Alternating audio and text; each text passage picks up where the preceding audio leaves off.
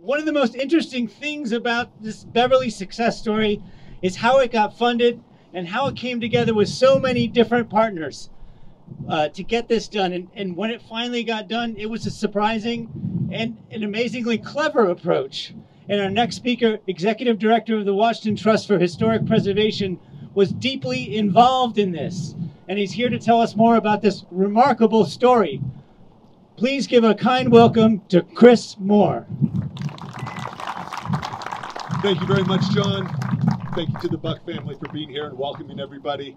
Really just thrilled to be here today. Two quick points that I want to make. One is around advocacy and one is around actually project review, which doesn't sound all that exciting, but trust me, with regard to this project, it is. The Washington Trust for Historic Preservation is a statewide advocacy organization. We work to preserve historic resources across the state.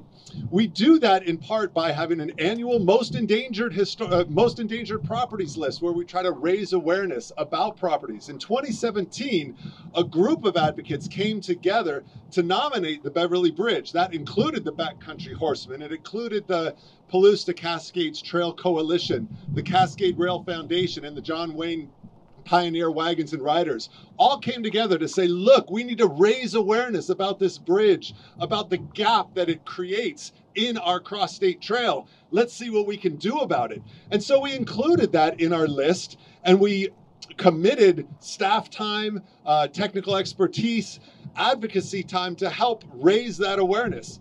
We had a really good opportunity, and this is where the project review piece comes in. We had a really good opportunity when there was a project proposed by the Burlington Northern Santa Fe Railroad, BNSF.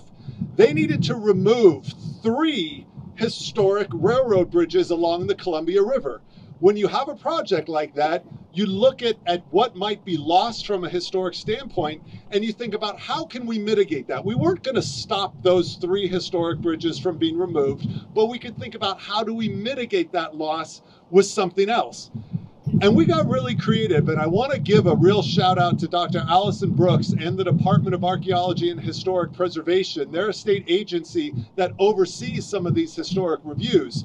And they were able to get creative as well and say, well, we're going to lose these 3 bridges, but what if we can save or do something to help save another one?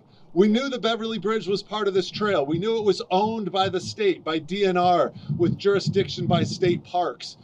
And we said, geez, what if we could get some dollars to at least do a study and figure out how much it would cost to bring this bridge back and restore the gap?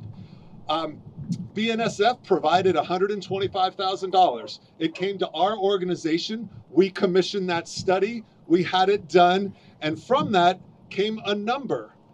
I got a call from John Snyder, who needs to be recognized as well with the governor's Office on Recreation, to say, look, we might have an opportunity. There could be an idea around actually taking those numbers and seeing if we can get it into the budget. And I know the logistics of it was, we now have the study, we now have the numbers. Those numbers got in front of the governor's office, and I credit the governor for thinking it was a good deal.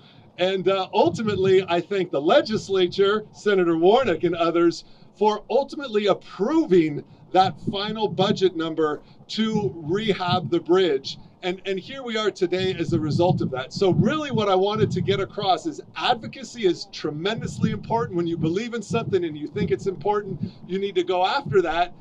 And the idea of review. We had to review another project because of the loss of historic structures. We got a great outcome from that by being able to preserve a structure that needed attention. And I think that was a good win-win for everybody. We're talking about communities connecting here. The last thing I want to say is how important this project was from a multiple sort of interagency standpoint, to have archaeology and historic preservation, DNR, state parks, and all the other entities all working together collaboratively on this is a real testament to that connection of communities. So thank you to all of you for being here to help celebrate, and thanks to everyone up here for making this happen.